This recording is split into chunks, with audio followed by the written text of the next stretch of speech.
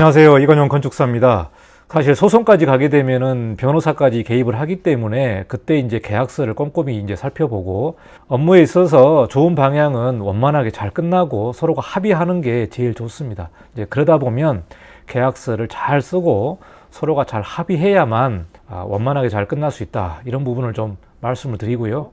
건축주, 설계자, 감리자, 시공자 간에 이제 계약을 진행을 하게 되는데 제가 이제 업무를 하다 보면은 좀 여러분에게 좀 조언 드리고 싶은 얘기는 계약 전에 표준 계약서를 좀 잘 읽어보자. 이 내용이 되겠고요. 사실 설계자도 잘 안 읽어봅니다. 시공자도 그렇고. 그리고 특히 건축주는 막대한 돈이 나가기 때문에 이 돈에 관련된 내용과 업무의 내용들을 한번 좀 꼼꼼히 살펴보고 궁금한 것들 항상 좀 물어보고 왜 이게 커뮤니케이션이 굉장히 중요하잖아요. 커뮤니케이션이 중요한데 이 건축주와 여러 관계자들의 어떤 업무의 내용들을 잘 합의를 해야 되니까 궁금한 것들은 이거를 해결을 하고 가야 됩니다. 해소를 하고 가야 되기 때문에 표준 계약서를 잘 읽어보시고 불명확한 부분은 특약사항에 잘 명기를 하자. 이 내용이 되겠습니다. 그래서 계약서에 쭉 내용이 나오지만 별도로 이 부분은 내가 한 번 더 짚어야 되겠다. 이 내용은 특약사항에 작성을 해서 꼭 명기하시기를 바라고 나중에 이 내용이 잘 지켜졌는지를 좀 꼼꼼히 좀 살펴보시면 되겠죠. 계약서를 명확히 해야 분쟁이 줄어든다. 계약서를 두리뭉실하게 하는 경우도 있습니다. 제가 상담을 이렇게 받아보면은 구두로 계약하는 경우도 있고 계약서를 안 쓰고 계약금을 먼저 지급하는 경우도 있습니다. 사람을 믿고 이렇게 진행을 하면은 꼭 사고가 나는 경우가 있어요. 그러니까 계약서대로 이거를 진행해야 된다. 그래서 이런 얘기도 있지 않습니까? 아는 사람하고 일을 하지 말아라. 설계라든가 공사라든가 주변에 여러 관계자가 있습니다만은 아는 분하고 하지 말아라. 왜 그러냐면은 이게 건축을 하다 보면 분쟁이 생기고 또 최악의 경우는 소송으로 가기 때문에 아는 분하고 했을 때는 참 말하기도 힘들고 또 이거를 이제 소송까지 할 수도 없고 좀 어려운 부분이 있기 때문에 사실 이제 계약서대로 진행을 하게끔 하는 것이 중요하다. 이 내용이 되겠고 가급적이면 계약서를 명확히 해야 분쟁이 줄어든다. 이거를 좀 여러분이 한 번 더 보시면 될 것 같고요. 여러분이 계약을 할 때 시작은 웃지만 끝날 때는 소송으로 갈 수가 있습니다.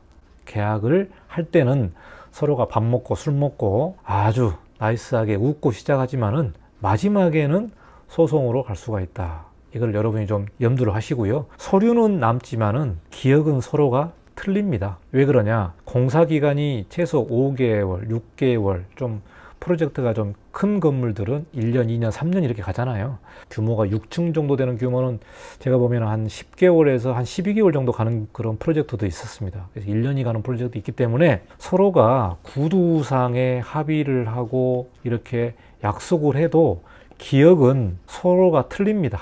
기억은 자기 중심으로 기억을 하기 때문에 틀리거든요. 그래서 가급적이면은 서류로 남겨둬라. 서류로 남겨야만 나중에 기억이 서로 틀려도 이거를 명기할 수가 있다. 이 내용이 되겠고요.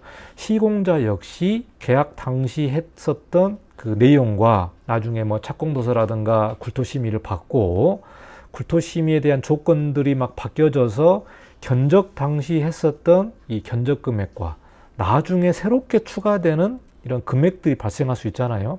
이런 금액들이 발생하는 부분들은 정산을 할 수밖에 없죠. 그래서 업무에 대한 내용과 그 책임을 명확하게 정리를 해야 되고 이러한 중재자의 역할을 하는 부분이 바로 설계자가 하는 역할입니다. 그래서 설계자가 이 업무를 잘 알고 있어야만 나중에 추가로 발생할 수 있는 공사비 부분들을 좀 명기를 하고 조정을 해야 됩니다.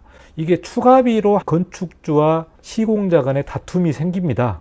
추가비가 없다고 했는데 왜 추가가 들어가느냐? 추가비의 금액이 왜 이렇게 많느냐? 그리고 공사를 하다 보면은 이게 최종적으로 준공을 가야 되기 때문에 사실 어려운 부분들이 있어요.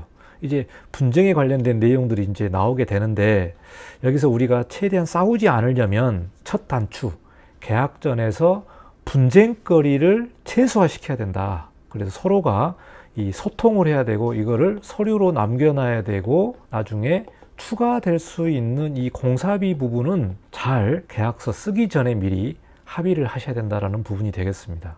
이게 굉장히 어려운 얘기인데 그래서 여러분이 분쟁을 최소화하기 위해서 우리가 잘 좀 확인하고 작성을 해야 된다는 부분을 좀 말씀을 드리겠습니다.